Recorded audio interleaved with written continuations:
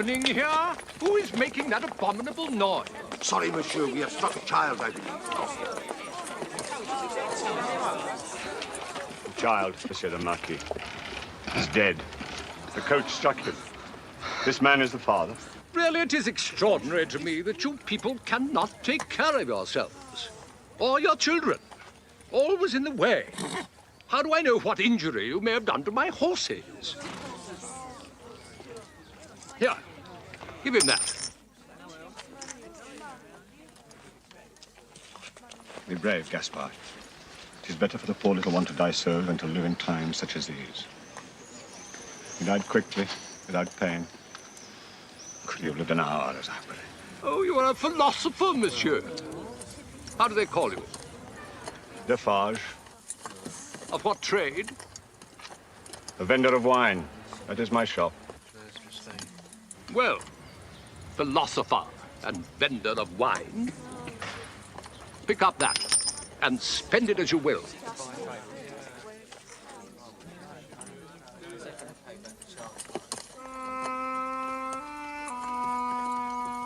Move on. Walk on.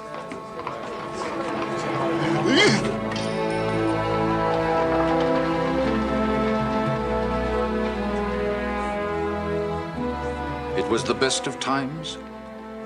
It was the worst of times. It was the age of wisdom. It was the age of foolishness. It was the epoch of belief. It was the epoch of incredulity. It was the season of light. It was the season of darkness. It was the spring of hope. It was the winter of despair.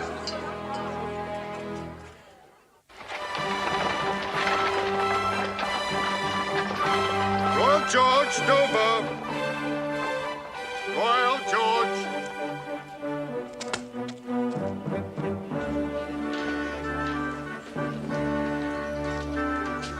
Thank you, sir.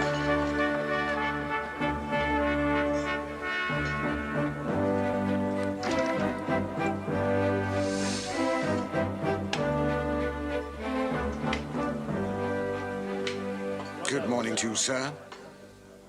I am Jarvis Lorry of Tellson's Bank. I am looking for a young lady, Miss Lucy Minette. Can you tell me where? There, sir. I beg your pardon? There, sir. Directly behind you. Taking tea with her companion.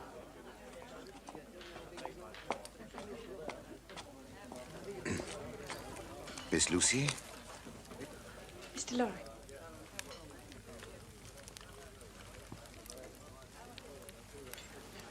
Won't you sit down? Thank you. You know Miss Pross, don't you? Oh, a pleasure, ma'am. As always.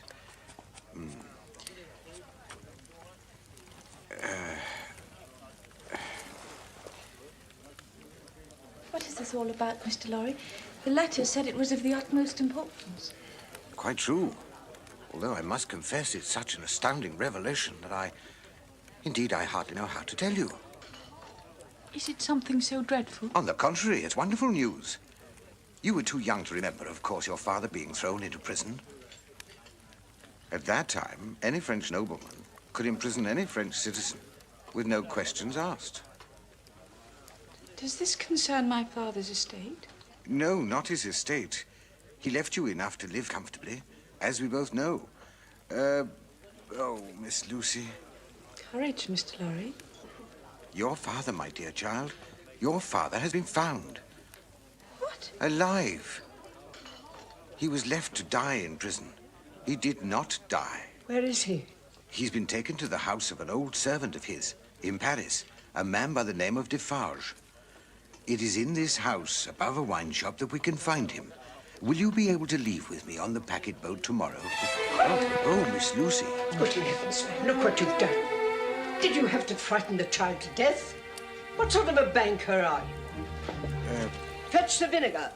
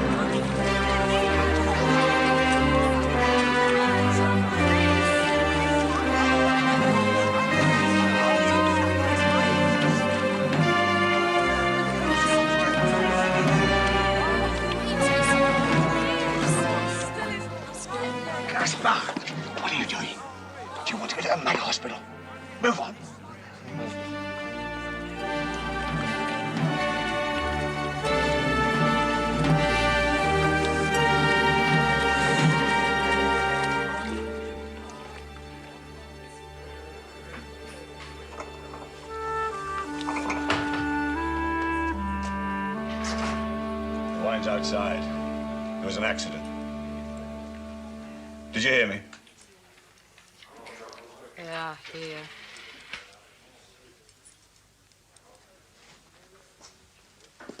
Monsieur Lorry? Indeed. The lodging you wish to see is on the second floor, if you will come with me.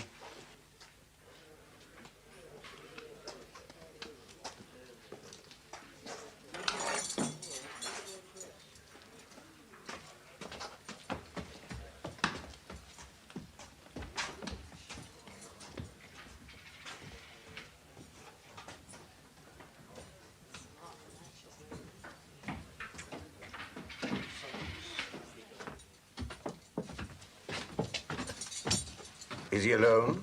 Alone? God help him, sir. Who should be with him? Is the door locked? Always. Why? Why? Because he's lived so long locked up alone in prison that he would rave and tear himself to pieces if this door were left open.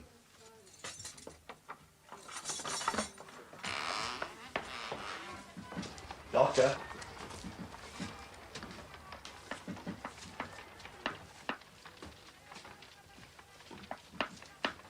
Good day, Dr. Manet. Still hard at work, I see. Yes, I am working. May I let in a little more light, Doctor?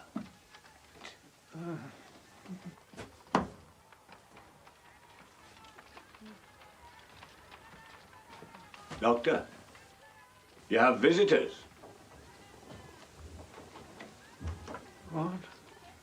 What is that?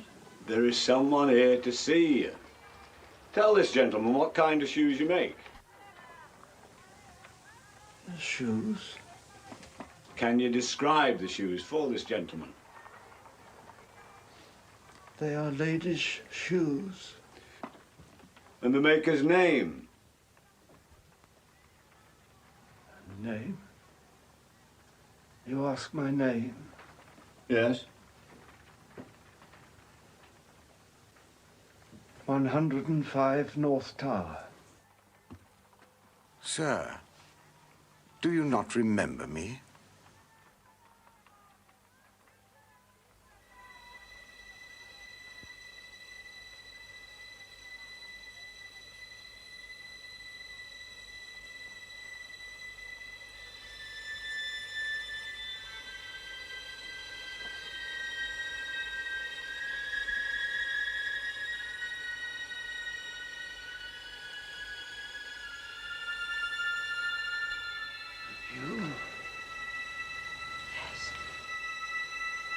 You are the jailer's daughter. No.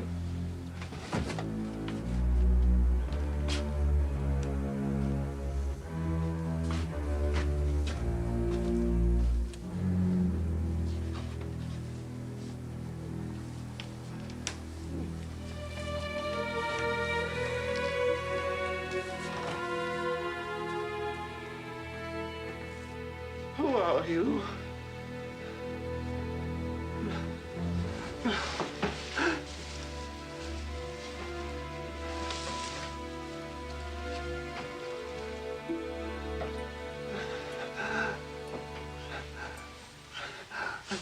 I don't. What?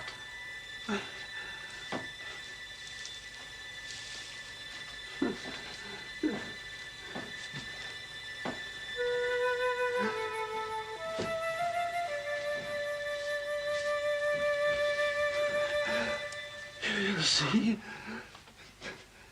it is the same. How can this be? It was so long ago when they came to take me away. We held each other, my little girl.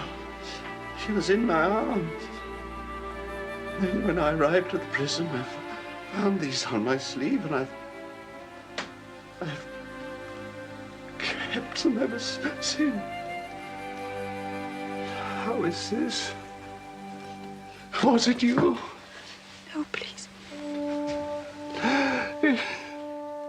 It cannot be. We've come to take you away with us. We've come to help you. Please trust us, my dear. Please trust me. Oh, my dear, please trust me. Thank God I found you. I found you again.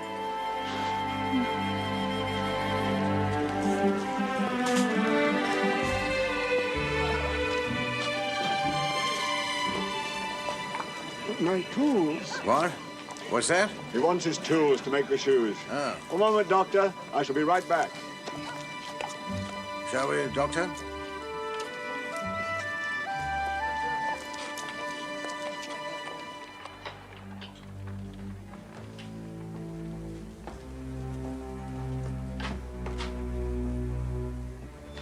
What is that? Some writings of his. A diary, perhaps. I'll put it in with this tool. No.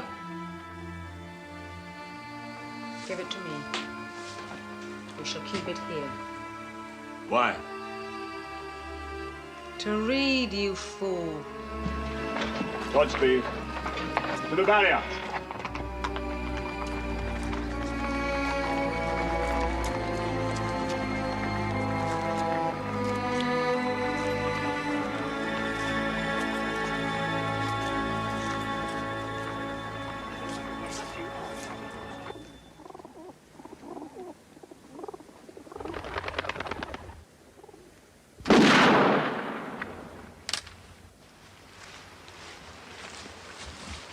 Excuse me, Monseigneur, but your nephew's here to see you.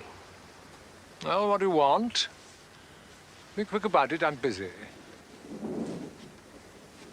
I'm here to say goodbye. I'm leaving France. For how long? Forever. Monseigneur!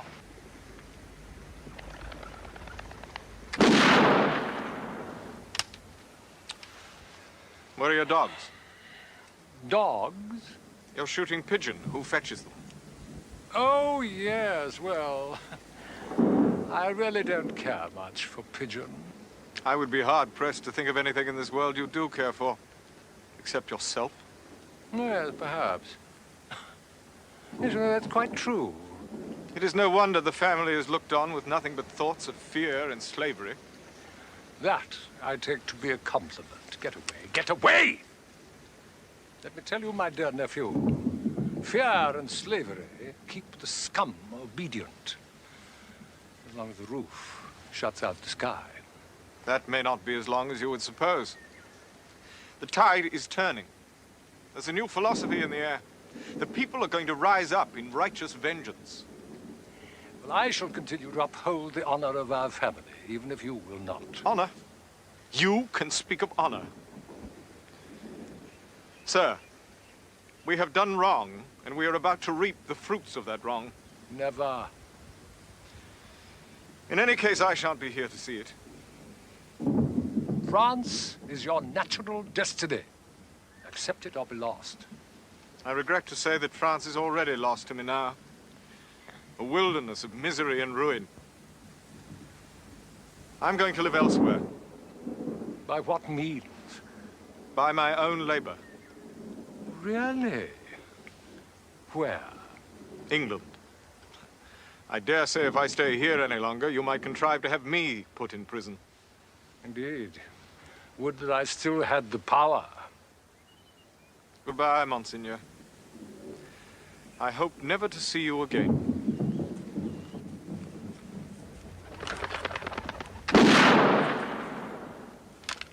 Be careful, Charles. They're not fond of spies in England, you know.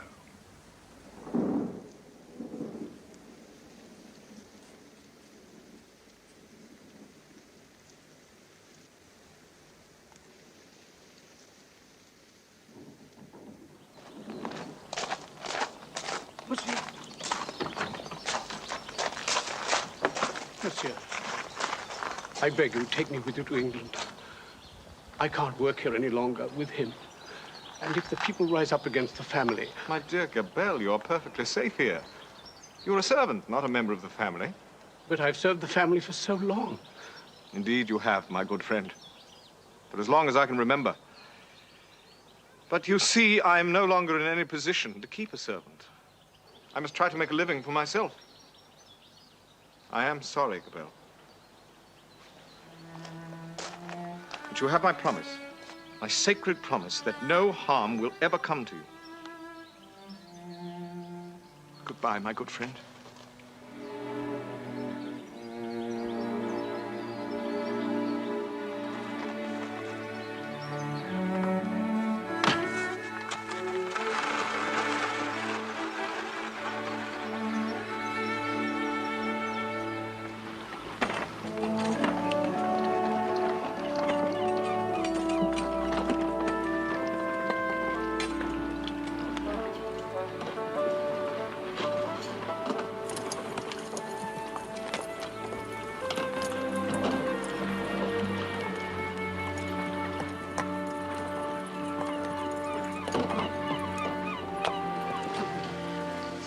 It's just a few steps, Father.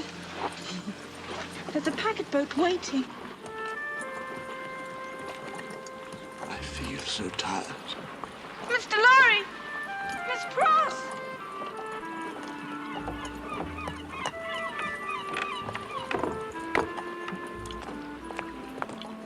May I be of any help? Monsieur, thank you. My father, he has been very ill, and he... Come, allow me, please. Ah, there you are. I've taken Miss Pross safely aboard. Mr. Lorry, I'd like to introduce... Darnay, Charles Darnay. Your servant, sir. If I can be of any further assistance, please call upon me. Oh, Here, let me so take it. kind, monsieur. Thank you. Come along, Doctor. Come on, you can trust me. Turn around. That's it. Right, one foot up. Yes, that's it. One step at a time. Very good, Doctor, yes. Mr. Darnay, you're so very kind. Thank you. If I can be of any further assistance.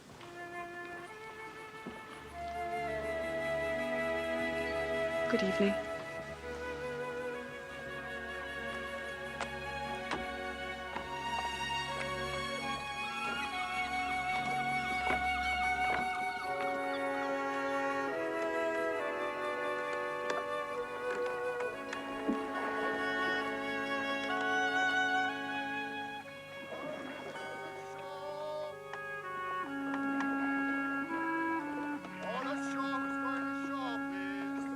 With these papers, I relinquish all of my property and my titles here in France. We shall see that they are delivered to the proper authorities, monsieur. Godspeed and a safe journey. Goodbye, monsieur. Come.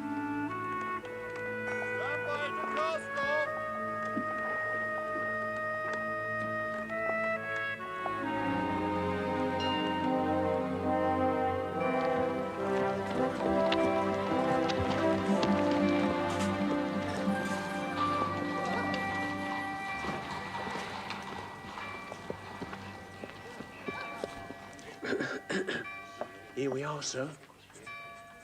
Thank you, Jerry. I'm not looking forward to this. It's a sad business. It is, sir. All right. All set now, sir. Thank you. Got the carriage outside. All right, thank you. Right, sir. What's going on, Jerry? Where are you off to? The Old Bailey. Trial for treason. Know what that means, don't you? They'll hang him up, slice him down, burn up his insides and chop off his head. You mean if they find him guilty? Oh, they will.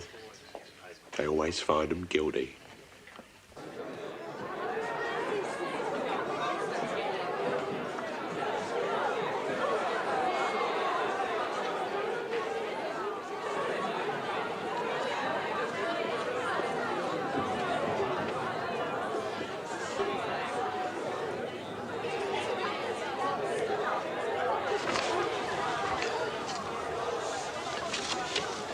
The prisoner is charged with being a traitor to our Lord the King by reason of his having assisted the French King Louis in his wars against England in North America. He has thus indirectly aided the American general, George Washington, in his hopeless struggle against our noble countrymen. Your Lordship, I will prove to this court that this man, Charles Darnay, is a contemptible spy. The prisoner has been passing and repassing from France to England on secret business of which he can give no good account.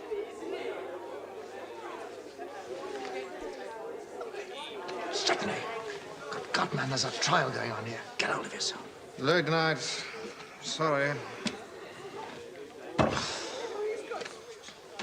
I have witnesses in this courtroom today who saw the prisoner on a trip from France 9 months ago. It is my information that they saw the prisoner confer with fellow conspirators on a packet out of Le Havre. I propose to call one of these witnesses at this time. Dr. Manette.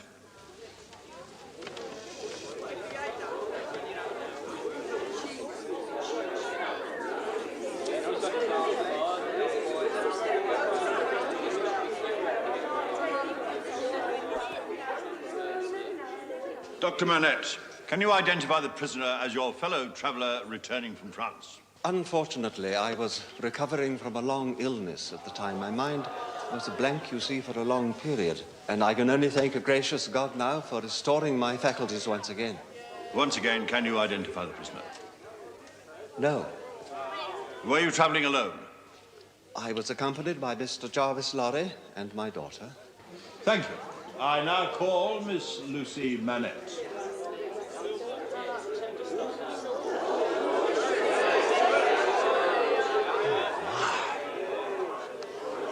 What a beauty we have here. You have looked upon the prisoner. Yes, Speak up, please. I have. Did you not see this man confer with 2 other men aboard the packet when you returned from France? Speak up, please. We cannot hear you. Yes. I saw him. And were there not papers passed between these men that night? I saw papers. I could not hear what was said. Mr. Darnay told me. The prisoner? Prisoner. Yes. He was very kind to me and to my father. Very considerate. I do hope that nothing I say here today will repay him by doing him any harm. You may not wish to testify against the prisoner, Miss Manette, but be that as it may, is this the man you saw? Speak up! Yes. Thank you very much. I will now call upon Mr. John Barsan.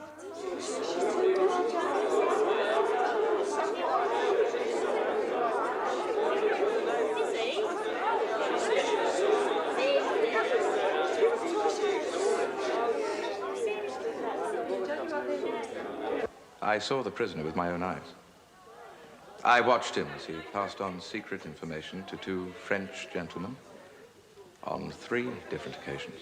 You are absolutely certain that it was the prisoner here, Charles Darnay, who passed on this vital and important government information about our military strength to these spies? I am, sir. Would you, sir, be so very kind as to amplify your public-spirited gesture even further by telling the court in more detail about the events which surrounded the passing of this vitally important government information that evening? Yes, sir. I should be delighted. It was during the month of February that I had occasion to travel to France. Oh, what do you have, my wicked fellow? I'll have 2 crown, if you don't mind, please. But of course, the money first, always. He works for the French. Him. He's a paid The informer. prisoner in the dock. Real name, Guillermin. As I mounted the gangplank, Spies for the French everywhere. Nasty reputation. Just mention his real name, that's all.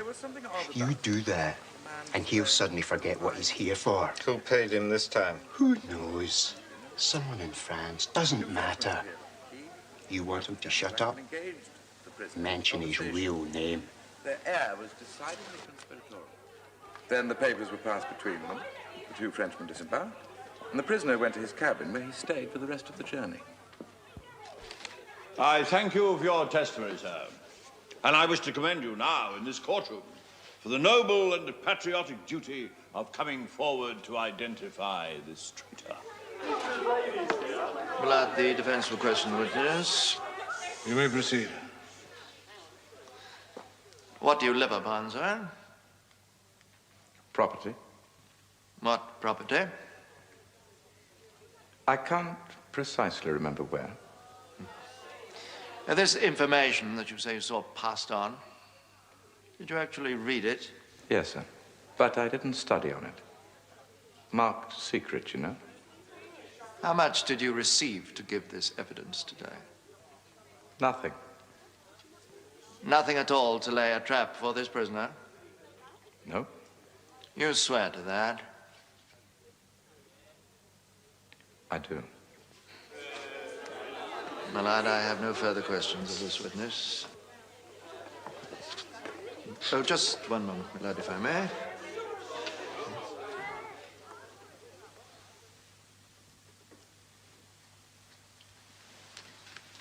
If I may, sir. I do have just one more question.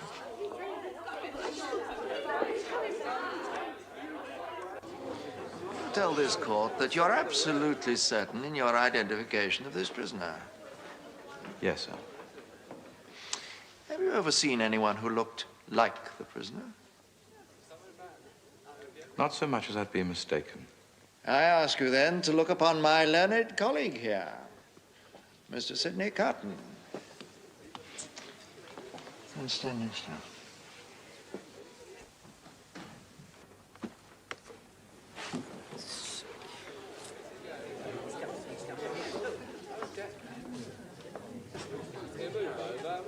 Would you lay aside your wig, sir?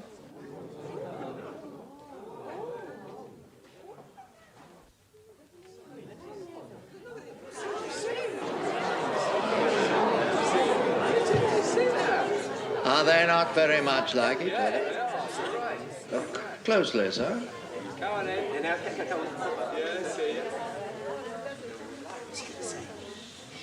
Well, yes, there's a certain similarity.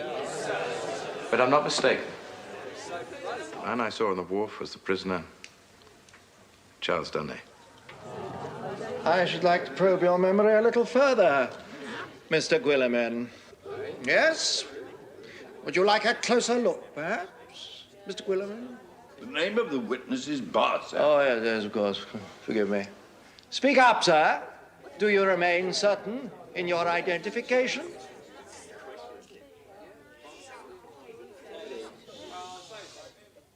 No. Louder, please, sir. I don't believe the court heard your answer.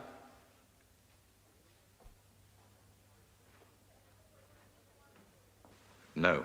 No. You can no longer identify the prisoner as the man you saw. Correct? It could have been someone else. Correct? Correct. Thank you, sir. I have no further questions of this patriotic witness.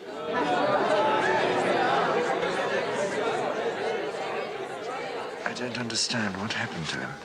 What happens to all men when their past catches up to their present? My lord, the jury desires, with your lordship's permission, to retire and deliberate the verdict. You may proceed.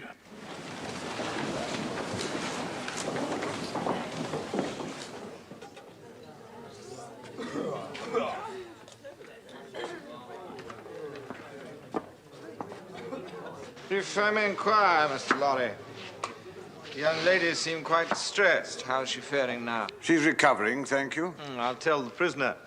He seemed to be quite concerned for her. Or perhaps you might tell him yourself? Well, but of course. A respectable bank gentleman such as you, it wouldn't do to be speaking to the prisoner in public, would it?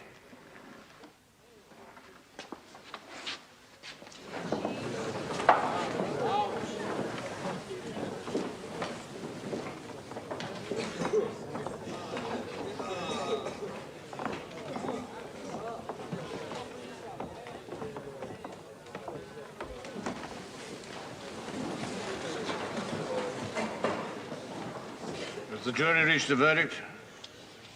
We have, my lord. We find the prisoner, Charles Darnay, innocent of all charges.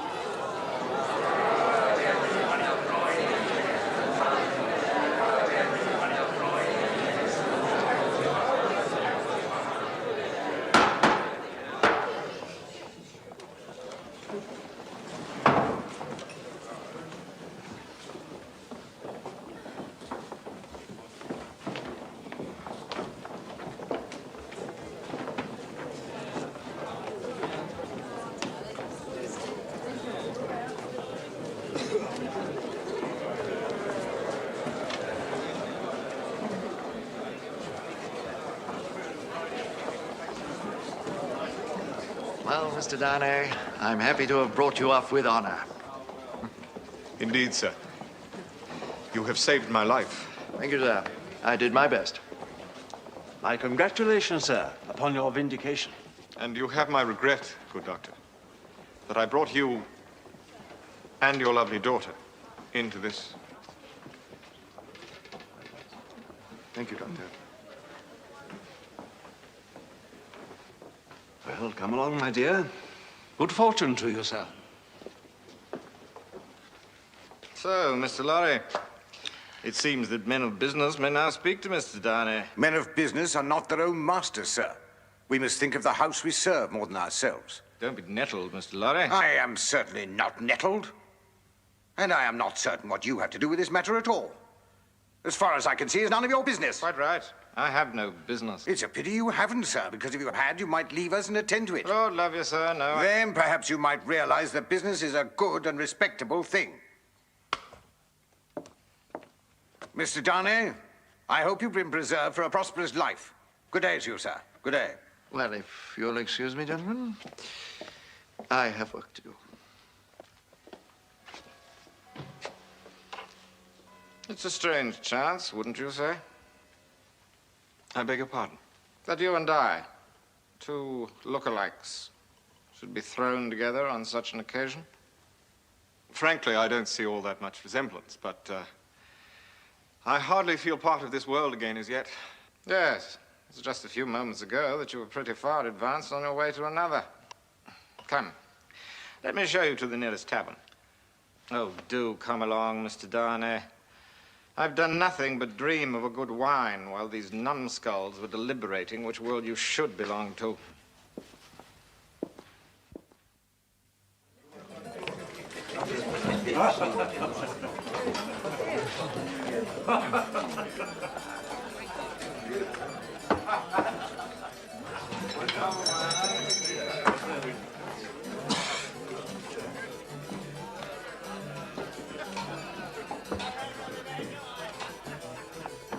Drink up, Darnay. Drink. You may be grateful to be among us again. But as for myself, I wish only to forget this world. It has no good in it for me, except perhaps this wine. A toast. Let us have a toast. What toast would you have? Wait, it's on the tip of my tongue. It ought to be, it must be. I swear it's there. To Miss Manette. Ah, to Miss Manette.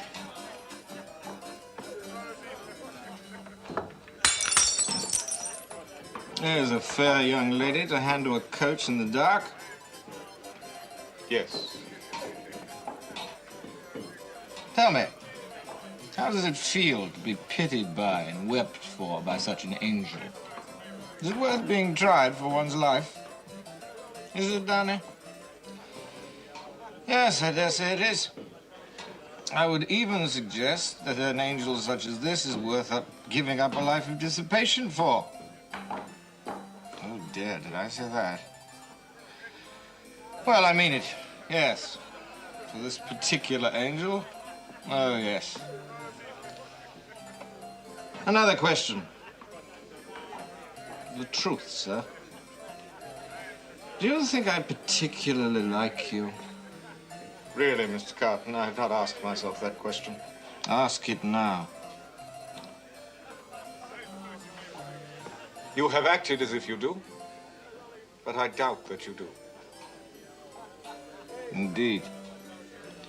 I doubt it too. But I begin to understand you. Nevertheless, I want you to know how grateful I am for all that you and Mr. Stryver have done for me. Good. Let's have a drink to that. You'll forgive my saying so, Mr. Carton, but I think you have been drinking too much. You think, sir? You know, sir. I always drink too much. In fact, I do nothing in moderation except work, correct? If you say so, Mr. Carton. And you shall also know that I'm a disappointed drudge, sir. I care for no man on earth, and no man cares for me. That is much to be regretted. You might have used your talents better. Maybe so, Mr. Diner. But don't be too confident. You never know what it may come to. I bid you good night, sir.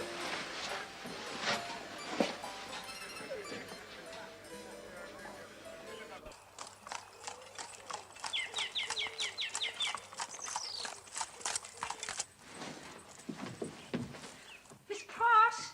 Miss Pross, hurry!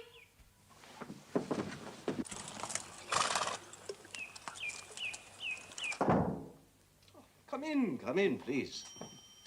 Lucy will be here in a moment. I understand that you are doing quite well now as a tutor of the French language. Yes, I've been most fortunate in that respect. And I expect to have a post soon at the university. What a lovely day, Mr. Darnay. I'm so looking forward to our drive in the country. No more than I. And I. Yes, indeed, Miss Pross. What would I do without you? You shan't, I promise you. Enjoy yourselves.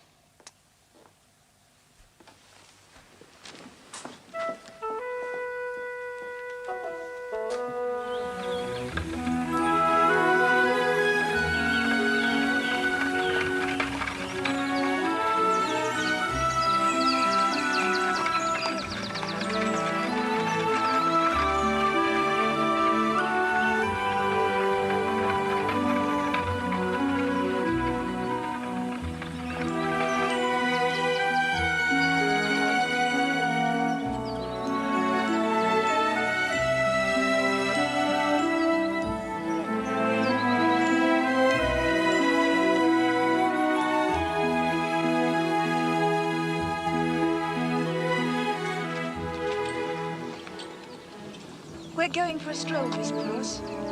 May I ask you, sir, to remain where I can see you? Of course, Miss Pross.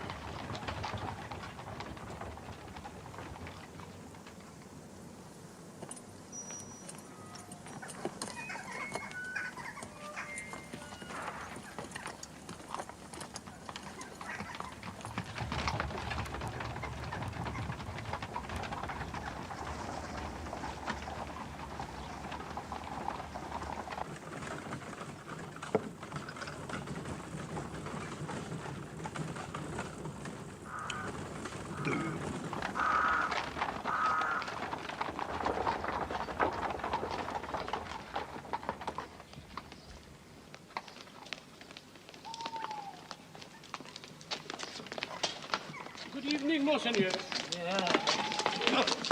You think I'm drunk, don't you? No, Monsignor. Ah, let go, mate.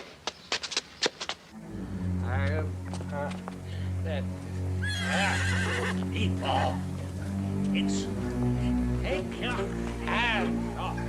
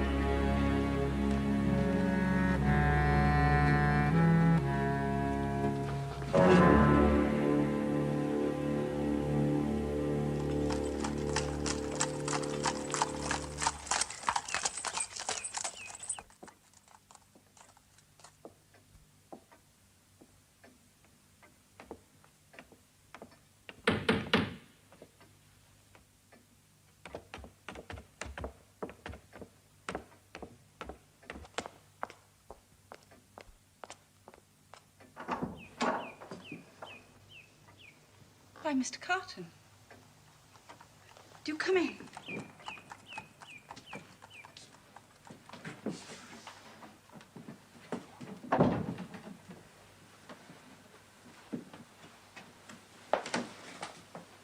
What a pleasant surprise.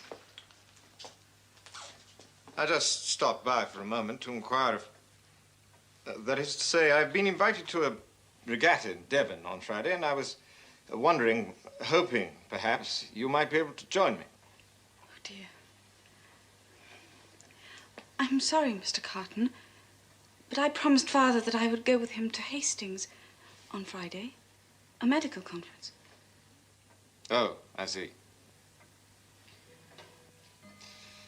Well, perhaps some other time, then. I'm sorry. Won't you have some tea? No, no, thank you. I'd best be moving on. A glass of sherry. No, thank you. My warmest regards to your father.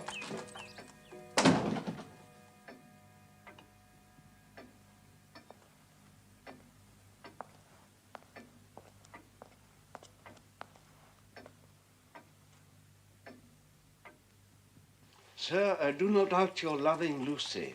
You may be satisfied of it. Have you spoken to her? No. Why? In deference to her father?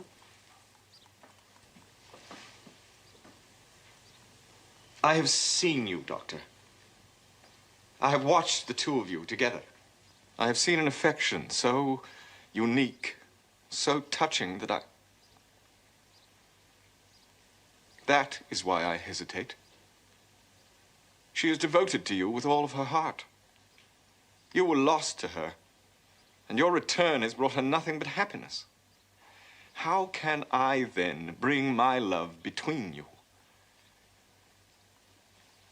And yet... Yes? I beg you to believe that I would never put a separation between you. I look only to loving your daughter and serving both of you to the death. You speak so feelingly that I thank you with all my heart. Do you have reason to believe that Lucy loves you? I think it possible, but without your permission, I could have no hope at all. Well, there is no question. She is everything to me, far more than life itself. And knowing you, sir, I'm delighted to say that you have my consent. I thank you. But in truth, you don't know me. Not really. You see, my present name is not as my own. I came here to England because... No. I wish only to better deserve your confidence. No. Later. Tell me when I ask it of you. If Lucy should give her day. As you wish. May your hopes then. Thank you.